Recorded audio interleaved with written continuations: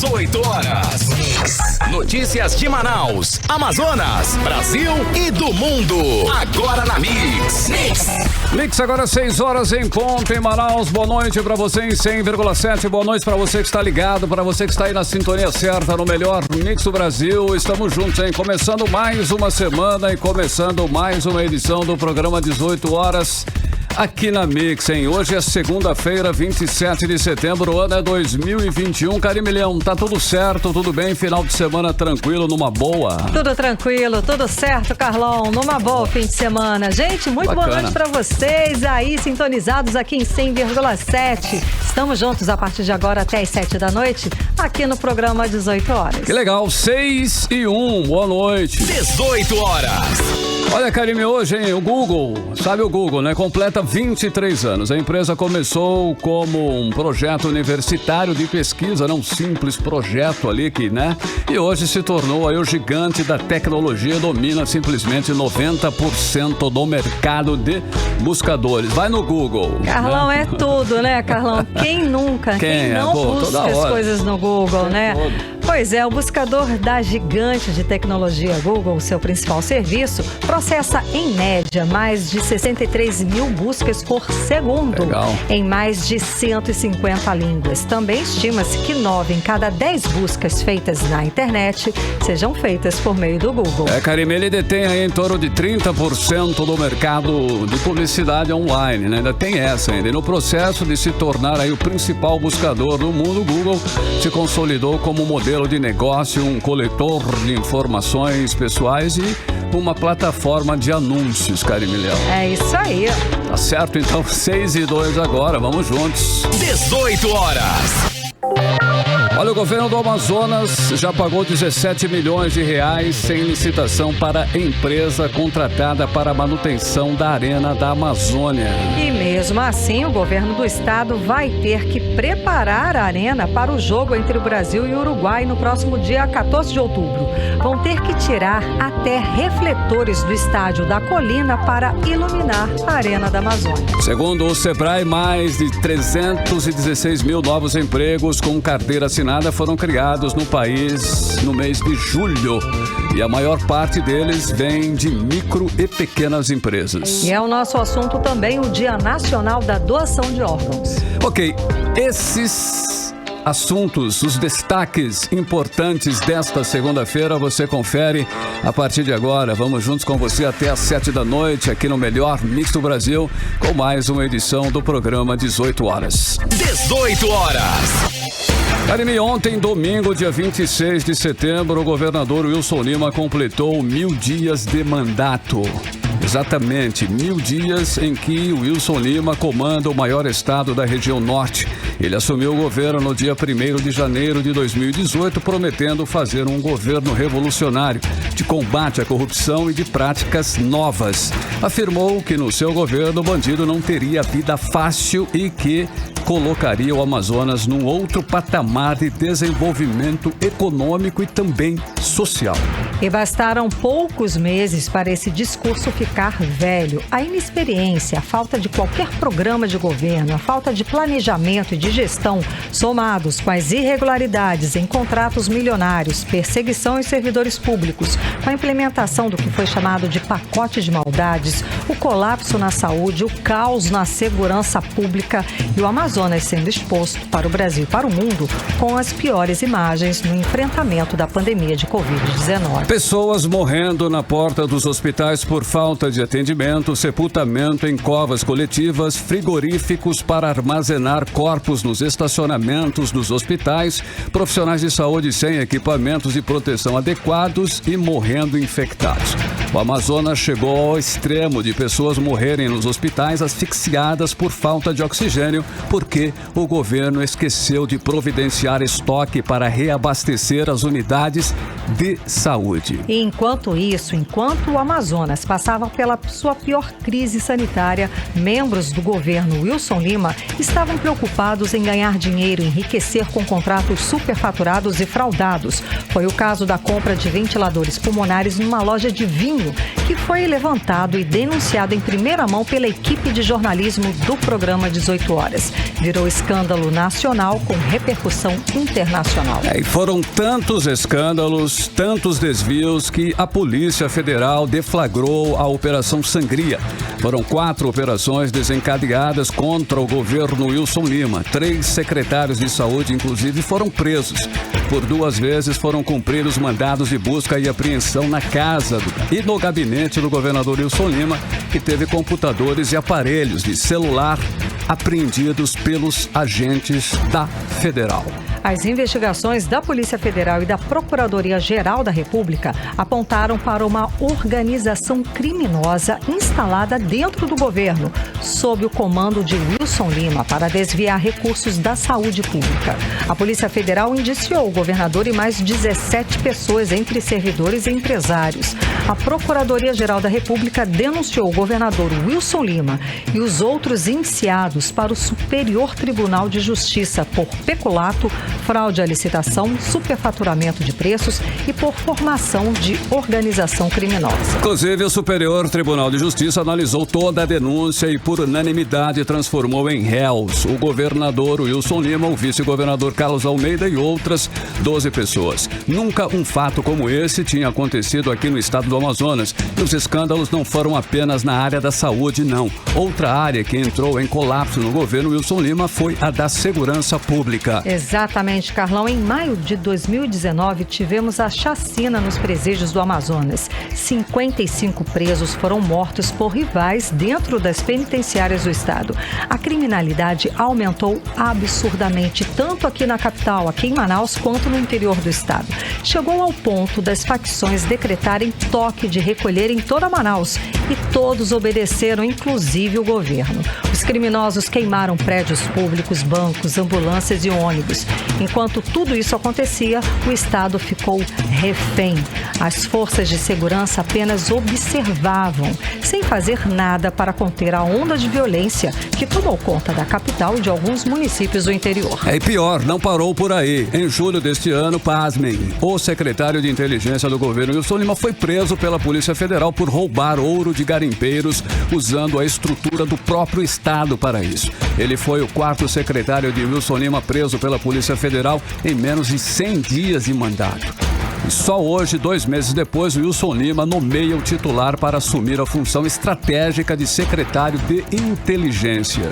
Um governador que roubou as esperanças da população em dias melhores. Um governador que negligenciou no enfrentamento da pandemia. Um governador que escolheu uma equipe de assessores fraca, sem experiência.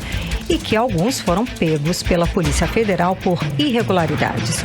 Um governo e um governador que persegue os servidores públicos. Rejeitado pela população que se sentiu enganada pelas maravilhosas promessas de campanha do candidato que se dizia o novo da política. E passados aí 1000 dias, o que temos é um governo marcado pela incompetência, pelos desmandos, pelas irregularidades, mergulhado em denúncias de corrupção. Um governo que se ajoelhou para as facções criminosas, que deixou a população abandonada, desassistida, prejudicada e entregue à própria sorte. E vale destacar que não é por falta de dinheiro. Nunca na história do estado do Amazonas um governador arrecadou tanto. Foi recorde em cima de recorde. Só nos 8 primeiros meses deste ano já são 1 bilhão e 800 milhões de reais a mais que no ano anterior, que por sua vez foi 20% maior que no seu primeiro ano de governo. E mesmo com tanto dinheiro em caixa, não se vê uma grande obra desse governo acontecer ou acontecendo. O interior encontra-se abandonado e essa é a realidade nua e crua, infelizmente. Enquanto o governo ficou mais rico nesses primeiros 1000 dias de Wilson Lima à frente do estado, a população ficou mais pobre, a violência bateu recordes e o sistema de saúde ficou colapsado. O desemprego em Manaus é um dos mais altos do país. Em muitas famílias amazonenses, a fome passou a ser uma realidade diária. Enquanto isso, a preocupação maior do governo é fazer grandes e nebulosos negócios. O foco são os contratos milionários. E o povo? A pergunta que fica aqui, senhor governador. E o povo? 18 horas. Bom, e mais uma aí para todos prestarem a atenção. O governo do Amazonas já pagou 17 milhões de reais sem licitação para a empresa contratada para a manutenção da Arena da Amazônia. Pois é, Carlão, mas aí vai ter que pagar de novo, Sim. tá? Porque enquanto o governo paga milhões para uma empresa de manutenção, a Arena da Amazônia não tem sequer refletores. Para o jogo do Brasil e Uruguai agora, né, que vai acontecer agora, vão ter que tirar os refletores do estádio da Colina para iluminar a arena. E aí, né? Brincadeira. Deputado Dermilson Chagas pediu para que o Ministério Público e o Tribunal de Contas investiguem esse tipo de contrato. Vamos conferir mais informações com a repórter Odineia Araújo, agora no 18 horas. Quando assumiu o governo do Amazonas em 2019, o Wilson Lima resolveu apostar no esporte de alto nível e não mediu esforços. Criou logo de cara a Fundação de Alto Rendimento do Amazonas, FAAR. Sem licitação e sem contrato, de acordo com o portal da Transparência do Estado, a FAAR contratou uma empresa para fazer manutenção nos prédios e estádios do Amazonas. E a empresa Contato Serviços de Conservação e Manutenção já recebeu do Estado, via FAAR, quase 18 milhões de reais, 17 milhões e 800 mil reais para ser mais exata. A Contato, de acordo com o governo, presta serviços de limpeza, asseio e conservação na Arena da Amazônia, na Vila Olímpica de Manaus, Arena Amadeu Teixeira, Ginásio René Monteiro, Ginásio Elias Assayag em Parintins, Estádio de Futebol Ismael Benigno, Estádio de Futebol Carlos Amite e Estádio de Futebol Oswaldo Frota. Também presta serviços de apoio administrativo e montagem de divisórias, conforme consta no portal da Transparência do Estado. Só que nem refletor para o jogo entre Brasil e Uruguai, marcado para o próximo dia 14 de outubro, tem na Arena da Amazônia. O deputado da oposição, Dermilson Chagas, denuncia que estão tendo que retirar os refletores do Estádio da Colina para iluminar a Arena da Amazônia, apesar de o governo já ter pago quase 18 milhões de reais para a empresa Contato fazer a manutenção do local. E ele pede investigação do contrato. O Ministério Público e o Tribunal de Contas tem que investigar esse tipo de contrato. Uma manutenção de 17 milhões, onde vai ter que tirar os refletores da colina para se instalar lá na Arena da Amazônia, para energizar, vão pagar para o jogo do Brasil e Uruguai? Que manutenção é essa? Qual é a empresa? Eu acho que nós temos que questionar qual é essa empresa e está ligada a quem. É um absurdo. O dinheiro do contribuinte do Amazonas vai pro ralo. O papel do deputado de fiscalizar, estou fazendo. De acordo com o deputado, em Manaus, infelizmente, as providências só são tomadas depois dos rombos aparecerem. Como foi a questão do João Lúcio, onde eu denunciei, aconteceu a reforma, não pararam a reforma, tudo superfaturado, o resultado, na primeira chuva, choveu mais dentro que fora. A colina. Estão tirando refletores, estão botando lá na arena. É a mesma coisa. Fica difícil acreditar que existem boas intenções nesse contrato. 17 milhões para manter a arena fechada é um absurdo. Quantos jogos aconteceu ali que justifica isso? Quantas vidas poderiam ter sido salvas? O líder da oposição, deputado Wilker Barreto, disse que o contrato milionário com dispensa de licitação para a manutenção da Arena da Amazônia e outros estádios não assombra porque essa é a marca de Wilson Lima. Já era para estar trabalhando uma PPP aí para assumir a arena, ou seja, porque ninguém faz de graça lá. Se tem show é pago, se tem futebol é pago, certo? Então, desoneram o Amazonas de estar gastando milhões do contribuinte, com tanta coisa precisando ser feito, entendeu? E aí, com certeza, essas dispensas de licitação do governo Wilson Lima pode investigar que é problema, impressionante. O governo do estado não se pronunciou sobre o caso. Odineia Araújo para o 18 horas. Você está ouvindo 18 horas. Às 6h19, nós vamos conferir a previsão do tempo e temperatura com Karime Leão. Previsão do tempo. Segundo informações do Climatempo, a previsão é de pancadas de chuva durante a noite e a madrugada. A mínima prevista é de 23 graus, a máxima não deve passar dos 31 graus. As chances de chuva são de 67% e a umidade relativa do ar fica entre 48% e 88%. Mix. Olha, o nível do Rio Negro baixou mais 15 centímetros de ontem para hoje. Agora a cota no Porto de Manaus é de 23 metros e 22 centímetros. Exato, Carlão. E a vazante está aí num ritmo muito forte. E os números projetam uma seca severa para este ano. 18 horas. Agora em Manaus, 6 horas e 19 minutos. Agora sim, vamos direto para Brasília conversar com o correspondente do programa 18 horas, o jornalista Carlos Eduardo Matos. Boa noite, Carlos Eduardo. Então, temos uma decisão importante para a gente aqui, tá? A decisão do Congresso Nacional que preserva os benefícios da Zona Franca de Manaus. Explica pra gente. Boa noite, Karime. Boa noite, Carlão. Boa noite a todos. Hoje foi um dia vitorioso para a Zona Franca de Manaus. Foi feita uma engenharia política para retirar um artigo da medida provisória 1034 de 2021, que acabava com a isenção de tributos sobre a comercialização de petróleo e derivados para as empresas do Polo Industrial de Manaus. Essa lei entraria em vigor em 90 dias.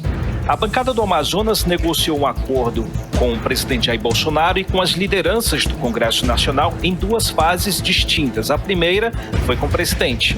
Assim que a MP foi aprovada no Senado, que seria uma derrota para a gente, a bancada do Amazonas foi até o presidente Bolsonaro e firmou um acordo com ele para vetar o artigo 8 dessa medida provisória que prejudicava a Zona Franca. O presidente manteve esse acordo e vetou o artigo. Para deixar tudo amarrado, a bancada do Amazonas foi com as lideranças do Congresso e fechou um outro acordo para que o veto presidencial fosse mantido. E hoje, na sessão do Congresso, essa costura política foi firmada, sendo mantida, e o artigo 8 da medida provisória foi finalmente retirada da lei. Eu falei com o senador Plínio Valério, que comemorou o resultado de hoje, mas ele destaca que essa questão do incentivo fiscal para derivados de petróleo tem que ser revista e fiscalizada para evitar fraudes. Vamos ouvir o que ele disse. A intenção do veto só solidifica o acordo que o presidente comprometeu com a bancada do Amazonas, né? De vetar aquele artigo 8º que os prejudicava. Esse foi nesse acordo. A gente votava como estava a MP, mas ele vetava o artigo 8º. Isso é muito bom quando as pessoas cumprem o acordo. A lei que rege a Zona Franca, o decreto, permite isso. Só que o decreto abrange a Zona Franca, mas eles conseguem vender para o resto do Brasil com liminar, que é a ATEM e o Equador. Mas eles importam de forma legal, né? Agora, mas não baixa o preço aqui. A gente acaba, sim, quando luta, beneficiando essa gente. Aí a gente acompanhou a fala do senador Plínio Valério, explicando, contextualizando esta decisão que acabou beneficiando a gente aqui na Zona Franca de Manaus. Carlos Eduardo. Exatamente, Karime. O que o senador Plínio Valério fala é sobre a questão da reclamação dos empresários do resto do Brasil que dizem que a Zona Franca está se beneficiando com incentivo fiscal e causando uma desproporcionalidade com o mercado, né? Então, foi mantido esse texto da medida provisória, aliás, foi retirado esse texto da medida provisória, a Zona Franca segue beneficiada, mas é uma questão até de fiscalização federal para que as empresas que trabalham com derivados de petróleo não se beneficiem desse incentivo para ganhar mais dinheiro. Eu falei ainda com o deputado federal José Ricardo, que comemora também essa vitória hoje da Zona Franca de Manaus. Vamos ouvir. Depois de todas as gestões, no final prevaleceu a manutenção dos incentivos. Eu acho que é uma grande vitória. Temos que continuar lutando pela economia do Amazonas e um dia sair dessa dependência do polo tradicional da Zona Franca. E nós irmos para outros setores da economia para que não fiquemos 100% dependentes da arrecadação pública desses setores. Nós temos que ter outros setores desenvolvidos da indústria, também de serviços, como o próprio turismo, a fabricação de produtos a partir de insumos regionais e a produção de alimentos. Eu acho que o Amazonas pode ser um grande produtor de pescado para o Brasil. E agora a gente acompanhou a fala do deputado federal José Ricardo, comemorando também, claro, mais essa vitória aqui para a Zona Franca de Manaus, mas já apontando, né, já fazendo aí a sugestão, exatamente, importantíssimo, que muitos políticos, muitos empresários, aliás, eles se debruçam sobre esse tema, não é, Carlos Eduardo? a fala dele está muito em volta da crítica do restante do Brasil. Os políticos dos outros estados, principalmente São Paulo, vem batendo bastante na Zona Franca de Manaus. O modelo Zona Franca de Manaus já tem muitos anos e esse modelo incentivado já tem a crítica de vários estados, Minas Gerais, Rio de Janeiro, São Paulo, Bahia.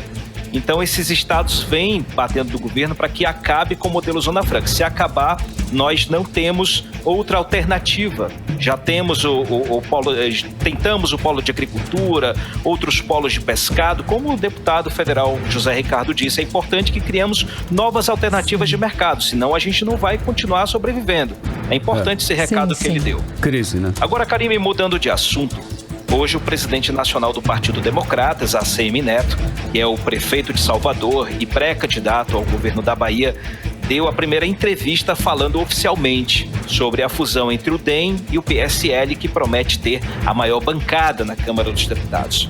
Ele disse que a intenção do novo partido é se apresentar como o principal nome da terceira via política, para disputar de igual para igual a esquerda representada pelo presidente Lula e com a direita representada pelo presidente Jair Bolsonaro e se tornar ali uma opção aos eleitores indecisos e principalmente aos decepcionados com os extremos da política brasileira. Vamos ouvir o que disse ACM Neto sobre esse novo partido e os planos para 2022. Vamos ouvir ACM Neto. É óbvio que o nosso desejo é que o novo partido, fruto da fusão entre os democratas e o PSL, nasça como o maior e o mais importante partido do Brasil.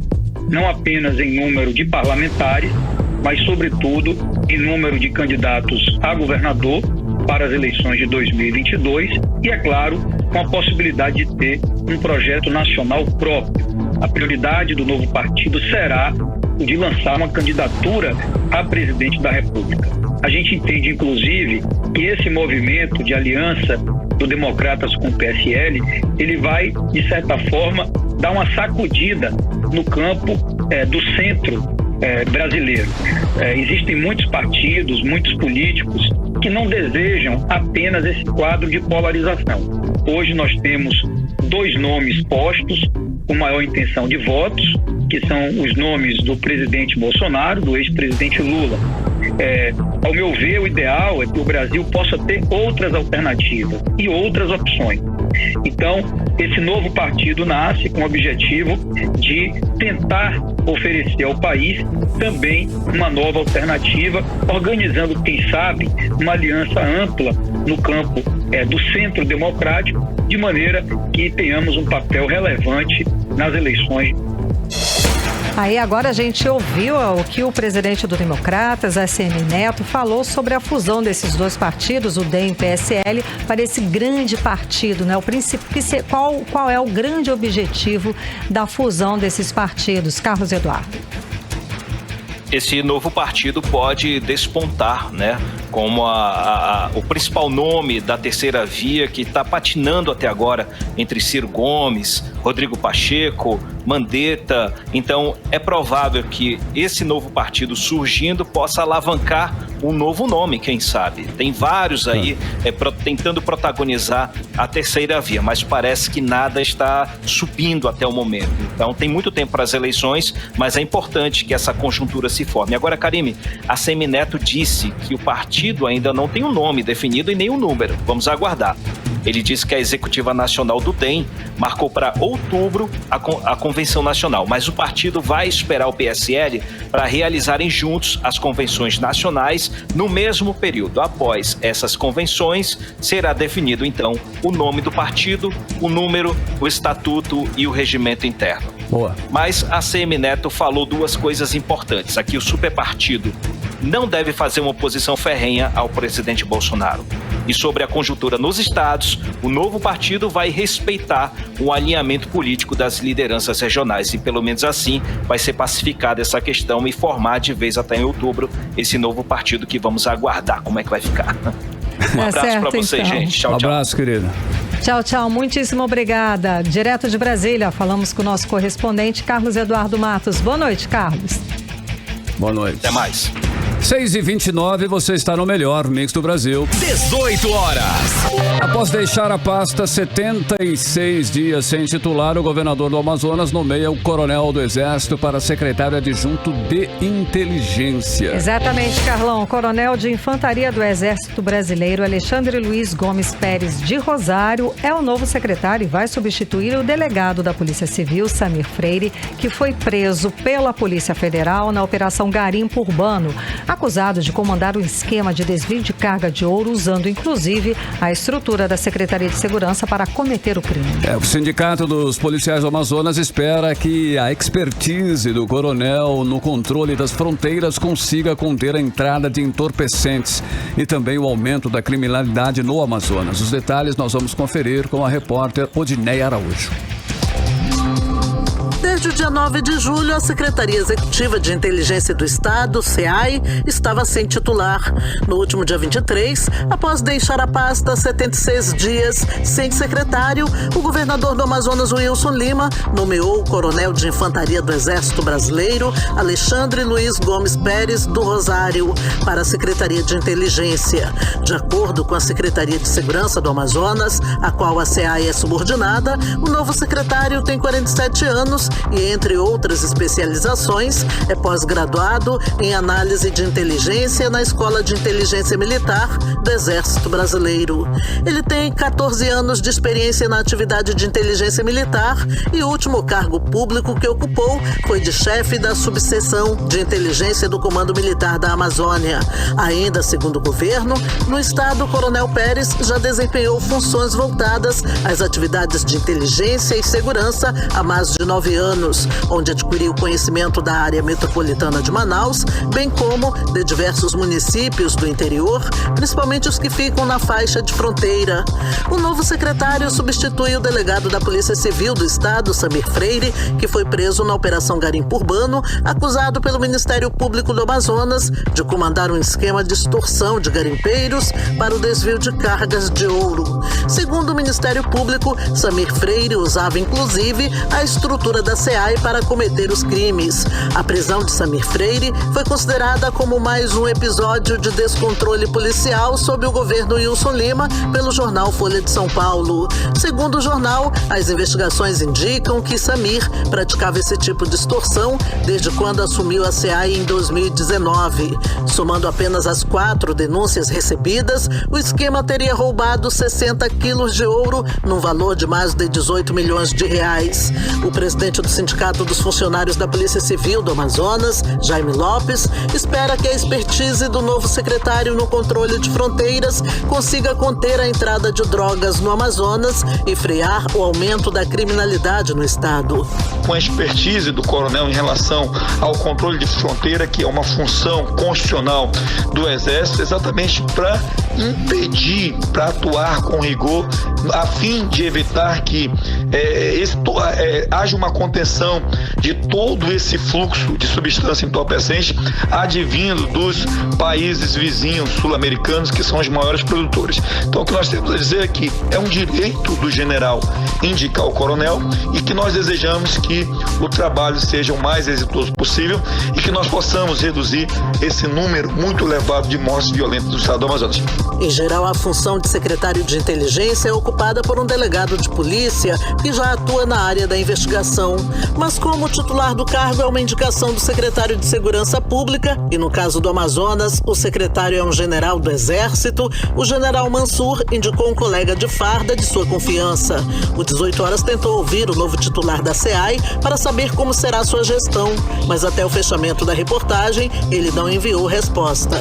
Odineia Araújo para o 18 Horas. Olha, o Tribunal de Contas da União condenou o ex-secretário de Produção Rural do Amazonas, Heron Bezerra, a devolver aos cofres públicos quase R$800 mil. De acordo com o tribunal, Heron Bezerra não comprovou a aplicação dos recursos repassados pela União por meio de convênio com a Suframa. Carlão, e ainda de acordo com a Justiça, o ex-secretário não compareceu para apresentar a sua defesa. Vamos saber mais detalhes sobre o assunto agora na reportagem de Hector Silva. O Tribunal de Contas da União condenou o ex-secretário de Produção Rural do Amazonas, Heron Bezerra, a devolver aos cofres públicos cerca de R$ 779,9 mil a serem corrigidos pela inflação e acrescidas de juros, mais multa de R$ 100 mil, por não comprovação da regular aplicação dos recursos repassados pela União por meio do Convênio 35/2007, com a Superintendência da Zona Franca de Manaus. O recurso foi passado para a execução de um projeto agroindustriário de fécula de mandioca dos municípios Careiro Castanho e Manaquiri. De acordo com a decisão do TCU, o convênio 035/2007 foi firmado no valor de R$ 1.705.000, sendo R$ 1.550.000 da SUFRAMA e R$ 155.000 referentes à contrapartida do Estado. Os repasses efetivos da União totalizaram R$ 1.550.000. O documento do TCU diz ainda que na tomada de contas especial foi constatada a ausência de funcionalidade do objeto do convênio, sem aproveitamento útil da parcela executada por motivo de execução parcial. O tribunal também destaca que houve a paralisação das obras por inconsistências no projeto básico e que, após aditivo junto à empreiteira contratada para adequar o referido projeto, sem alteração no custo total, foi autorizada a retomada da execução. Entramos em contato com o Heron Bezerra, mas ele informou que não fazia ideia do que se trata o processo. Entramos em contato então com o advogado do ex-gestor, Sender de Lima, que nos disse que a responsabilidade não é totalmente do seu cliente e que o projeto não foi acabado pelas gestões seguintes. Transcendeu a diversas gestões. A do Heron terminou em abril de 2014. Depois passaram ainda por duas outras administrações. Ao término do convênio, foi devolvido R$ 1.890.000 à SUFRAMA, um acréscimo de 22% acima do que foi concedido, dinheiro suficiente para concretizar o projeto em 100%. Precipitaram-se em encerrar este empreendimento tão prematuramente. Sobre o não comparecimento dos autos, a defesa de Heron não se pronunciou. Nos processos do TCU, a revelia não leva à presunção de que seriam verdadeiras todas as imputações levantadas contra os responsáveis. Hector Silva, para o 18 horas. 18 horas. Bom, e agora a gente fala sobre os gastos de Wilson Lima, com o Estado batendo recorde de arrecadação. A gestão do governador do Amazonas já gastou mais de 110 milhões de reais com propagandas só este ano.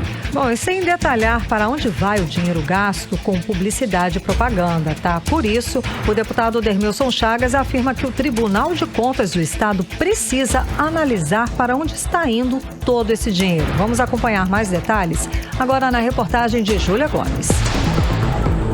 Até esta segunda-feira, 27 de setembro, a gestão do governador Wilson Lima já empenhou cerca de 110 milhões e 900 mil reais só este ano em publicidade e propaganda por meio da Secretaria de Comunicação do Estado, pagando cerca de 10,9 milhões a mais que no mesmo período do ano passado. Os dados são do Portal da Transparência do Estado. Em 2021, a Secretaria de Comunicação do Amazonas tem um orçamento autorizado na ordem de 144 milhões e 897 mil reais. No ano passado, esse valor foi de 130 milhões 497. Ainda de acordo com os dados da Secretaria da Fazenda, este ano já foram liquidados 96,7 milhões e pagos um pouco mais de 96,1 milhões. A Lei 12.232, de 29 de abril de 2010, que é a Lei de Licitações e de Serviços de Publicidade, estabelece em seu artigo 16 que as informações sobre a execução do contrato de serviço devem ser divulgadas em site próprio, garantindo livre acesso a essas informações. Porém, esses dados não são disponibilizados pela Secretaria de Comunicação do Amazonas, nem pelas agências contratadas. A única informação é apenas do pagamento das agências, sem alcançar os sites, blogs, rádios, televisões, jornais e outras mídias pagas pelo governo. Para o deputado de oposição Dermilson Chagas, o governo gasta mais com a Secretaria de Comunicação do que com hospitais do Estado como 28 de Agosto ou João Lúcio. mas afirma que as propagandas não são eficientes e que o Tribunal de Contas do Amazonas precisa analisar para onde está indo todo esse dinheiro. Por exemplo, nós temos problemas constantes no estado sobre assassinato, bullying, depressão, e o governo não faz nenhuma propaganda em relação a isso. Para o próximo ano, pode esperar que o gasto vai ser dobrado em relação à Secretaria de Comunicação. É o que ele tem para fazer, aonde o dinheiro sai pelo ralo e não tem como comprovar. 3 empresas fazem propaganda do governo. Não tem um CPF, um CNPJ na propaganda para dizer qual foi a empresa que fez. Você não sabe realmente o que elas estão fazendo.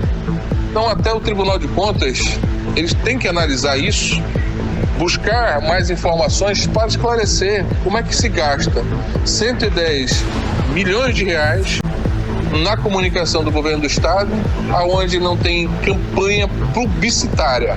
Júlia Gomes para 18 horas. Você está ouvindo 18 horas. Entrevista do dia. Hoje é Dia Nacional da Doação de Órgãos, dia para todos se conscientizarem sobre a importância da doação e, ao mesmo tempo, fazer com que as pessoas conversem com seus familiares e amigos sobre o tema. O debate sobre esse assunto vem se ampliando, mas o Brasil ainda está muito distante de se tornar um país de doadores, Karime. Pois é, Carlão, e para falar mais sobre esse tema, vamos conversar agora com a médica Cristiane Garrido. Ela é oftalmologista e coordenadora do Banco de Olhos do Estado do Amazonas. Muito boa noite, doutora. Seja bem-vinda ao programa 18 horas. Tudo bem? Eu que agradeço, Karime.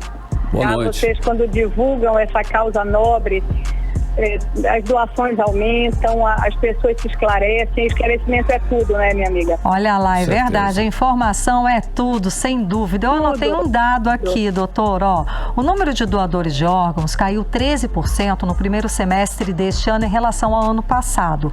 Atualmente, cerca de 53 mil pessoas aguardam na fila aqui no Brasil. É claro que a pandemia piorou essa situação, né? Por isso esses dados aí de 13% em relação ao do ano passado. Mas eu gostaria que a senhora explicasse para a gente o perfil do brasileiro em relação à doação de órgãos. O brasileiro, ele tem algum tipo de senão? Ele tem algum tipo de recusa quando o assunto é doação de órgãos, doutora? Olha, Karime, na verdade, quando bem abordados, o povo, ele responde muito bem. Então, cada vez mais a gente precisa aumentar as equipes, aumentar o esclarecimento, porque o povo brasileiro é muito solidário, viu? Ainda que tenha negativa, a gente comprova isso no dia a dia. Eu vou te dar um dado mais animador. Eu sei que quando você fala de órgãos, eu trabalho com córneas, tá? Que é mais fácil de captar, porque é um tecido. E o órgão aí, as pessoas ainda têm um pouco assim de tabu, ainda tem um bloqueio sobre isso, porque eles acham que o paciente pode estar vivo e você vai tirar o coração, vai tirar, e na verdade isso não acontece, tá? No caso da córnea, o paciente morreu total, o coração parou, respiração parou, cérebro parou, então o paciente está realmente morto. E só que as pessoas não sabem que mesmo depois de parar tudo, até 6 horas depois, as células da córnea, da superfície do olho, continuam vivas. Tá? E é esse trabalho que o Banco de Olhos faz. Tá? E aí eu te falo com muita empolgação do Banco de Olhos do Amazonas, que é um dos 30 bancos de olhos públicos que existem no Brasil, que tem 51 no Brasil, sendo que 30 são públicos e 20 são privados. E desses 30, o Banco de Olhos do Amazonas é um, e hoje é uma realidade no nosso estado. Tá? Então existe há 20 anos, já recebeu 4.200 córneas doadas, 2.650 pacientes já foram transplantados, ou seja, voltaram a enxergar, estão estudando, trabalhando, felizes, reinseridos na sociedade. Então, no caso da córnea, a fila é bem menor, tá? A fila, então, com a pandemia, sem dúvida, aumentou, tá? Ficava em torno de 10, 12 mil esperando na fila. Mas aqui no nosso estado, a fila que era de quase 3 mil pessoas há 20 anos atrás, hoje é de 12. Olha, tá? Então, mas às vezes até eu nem gosto de falar que a fila está tão baixa, porque se relaxar na captação, se a equipe relaxar a fila, O nome é fila porque é fila. Ela não vai acabar nunca. Doutora, a legislação em vigor, ela está determinando aí que a família será responsável pela decisão final, não tendo mais valor. Isso é importante, né? Então quer dizer que a família decide, né? Não importa aquele registro em carteira, se é doador ou não. Explica pra gente. Exato. Para ser doador é muito simples, viu, Carlos? Sim. Como tudo de Deus, né, meu amigo? É muito simples. Basta que você em vida comunique a quem você ama. Comunique aos seus familiares. O dia que eu for, digam que eu sou um doador. Porque são eles que vão assim, decidir por nós. Então, com certeza, eles vão querer cumprir o teu desejo, praticando esse gesto nobre humanitário da doação de córneas, que vai permitir que milhares de pacientes voltem a enxergar. E para ser doador não precisa registrar em nada, nem botar na carteira de identidade, nem de motorista, nem no cartório, porque o que vale no Brasil é a lei do consentimento informado. É o que a família vai informar no momento do óbito. Okay. E a córnea, como eu te falei, é um tecido delicado, transparente, simples, que recobre a porção anterior do olho. Quando retirada, doada, nem se percebe que foi feita a doação. Não sangra, não fica um buraco no olho, como muita gente acha que deforma e deixa de fazer esse gesto nobre com medo. Então, isso é importante, desmistificar, tirar esse medo das pessoas, porque a gente tem medo do que desconhece, do que a gente não conhece, na verdade. Então, a retirada é assim. É rápida, 15 minutos você faz a retirada. É muito simples. Doutora Cristina Garrido, aqui no Amazonas, além dessa fila que é pequena, nós temos outros dados a respeito de doadores? Olha, tu fala de doadores de córnea, assim, que doadores no geral. Tá, aqui, assim, tem o coordenador só de órgãos, tá? Que é o Dr. Marcos Rins atualmente, e que ele cuida dos rins, do fígado, do coração. Tá ótimo. Então, mas mesmo assim, depois, mesmo com a pandemia, viu, gente, tanto a captação de órgãos quanto a de córnea aumentou bastante, viu? É o mais comum, doutora? Transplante de córnea e medula são os mais comuns aqui no Brasil, no caso, no país? Medula e... Desculpa, Carlos, fala... O transplante de córnea e medula óssea são os mais comuns no Brasil, o que mais acontece com mais frequência e mais fácil também a doação? Sim, principalmente os de córnea, viu? Porque é um tecido de fácil retirada, né? Como eu falei, tá bom?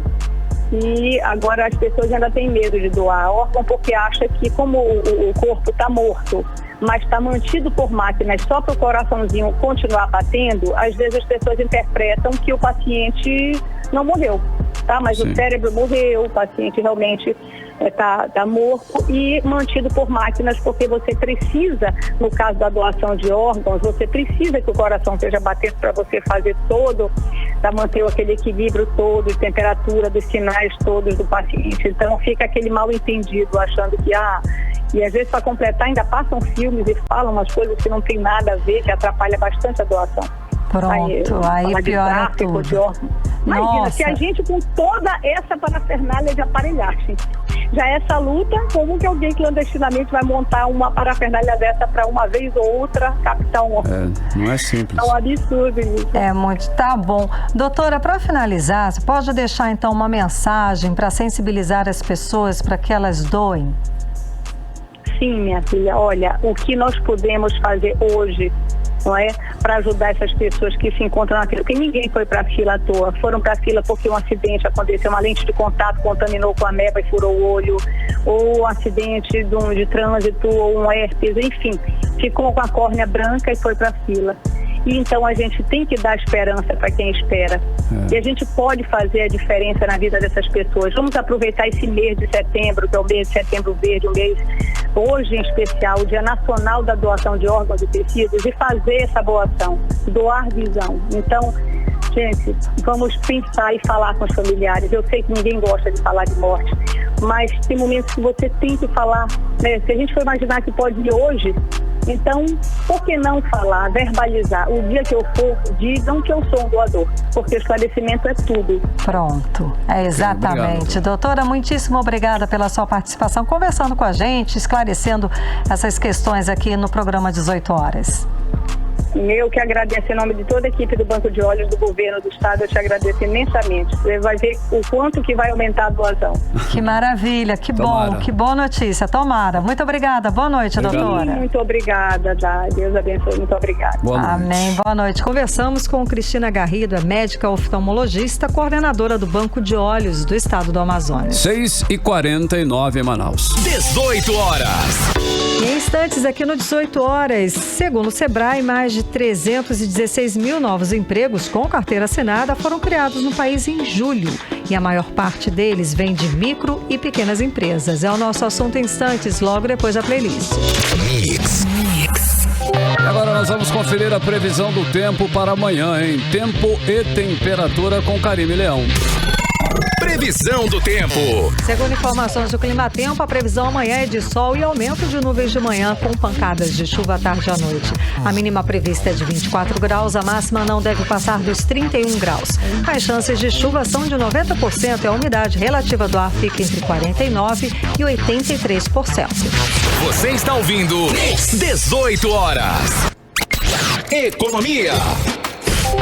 Bom, vamos aos indicadores econômicos de hoje. O dólar fechou em alta de mais 0,66%, cotado a R$ 5,37. O euro também fechou em alta com mais 0,50%, cotado aí a R$ 6,29. E o Bitcoin fechou em baixa de menos 2,26%, fechando a R$ 231.397. E o Ibovespa fechou positivo, tá? Registrando mais 0,27%, fechando aos 113.583 pontos.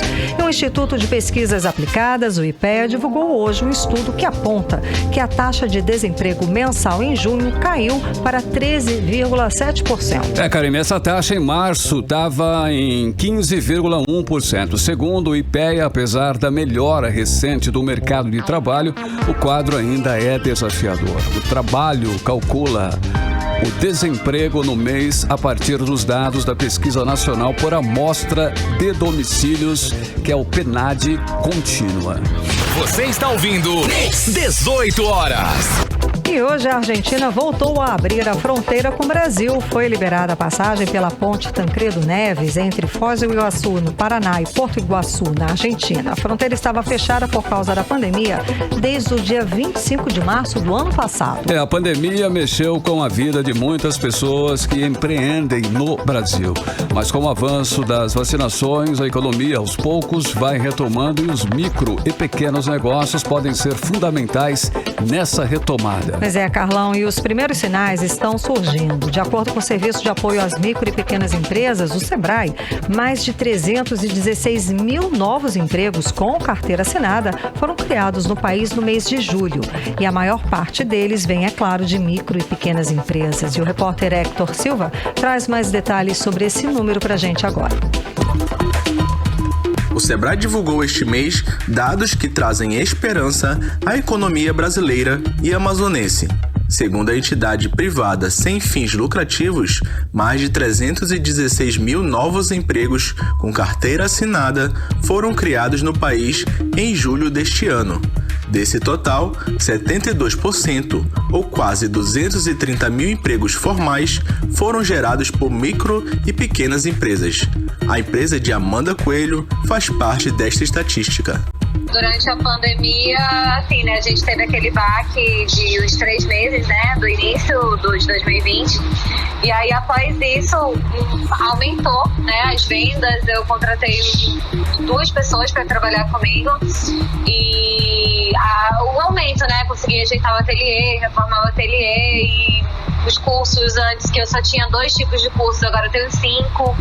Deu um up aí. Os dados informados são a nível nacional, ainda não há dados estaduais. Ainda assim, o analista de negócios do Sebrae Amazonas, Ricardo Sampaio, já nota o crescimento de empregos no estado, principalmente aqueles abertos por micro e pequenas empresas.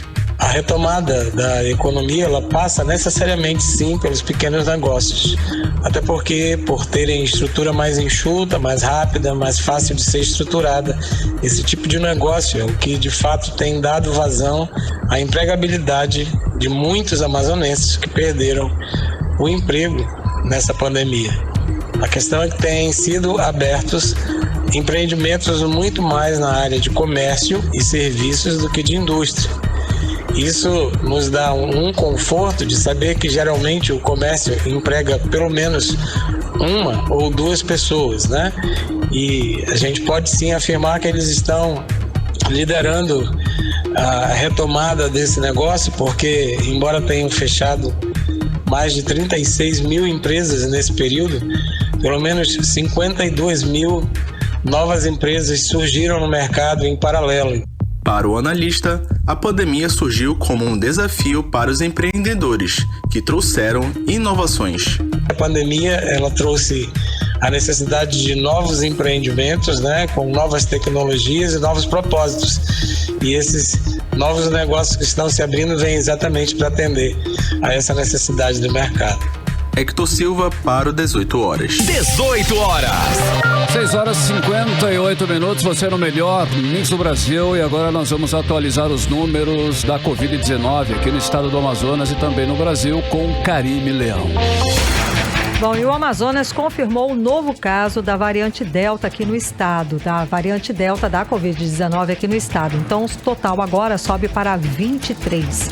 E a Fundação de Vigilância em Saúde do Estado informa o diagnóstico de 21 novos casos da doença, totalizando para 426.339 os casos da Covid no estado do Amazonas. E ainda de acordo com o boletim, foi confirmada uma morte por Covid-19, elevando para 13.720 o total de mortes no estado. E no Brasil, de acordo com informações do Ministério da Saúde, o país totaliza hoje 21.400.000 pessoas com diagnóstico positivo para a Covid, com 594.000 mortes. Agora em Manaus, 6 horas e 59 minutos. Seguimos direto para o Editorial 18 horas. Editorial 18 horas. Neste domingo, o governador Wilson Lima completou 1000 dias de governo. Por algum motivo, não houve registro da data nos sites oficiais do estado. Foram 1000 dias de crises e pouquíssimas realizações. São 1000 dias do governo que mais teve dinheiro na história do Amazonas. Saúde, educação e segurança pública. Basta perguntar para quem mais precisa para ver a quantas anda. Os 1000 dias chegam na semana seguinte a que o governador virou réu na justiça. É acusado de chefiar um esquema de desvio de dinheiro público na compra de respiradores inadequados para pacientes graves de Covid-19. Ainda faltam 460 dias deste mandato. Os cidadãos esperam que eles não sejam também desperdiçados no desvio da gestão unicamente em busca da reeleição. Afinal, a população que acreditou e hoje está decepcionada cobra as promessas feitas em 2018 e até agora não cumpridas. 18 horas. Aí, 7 em ponto, hein? Finalizando, né? Finalizamos, Carlão. Um beijo, gente. Obrigada pela companhia. Até amanhã. Continue bem, continue em 100,7 no melhor Mix do Brasil. Boa noite e até amanhã. Você ouviu 18 horas. As notícias do Brasil e do mundo. De volta amanhã. Mix.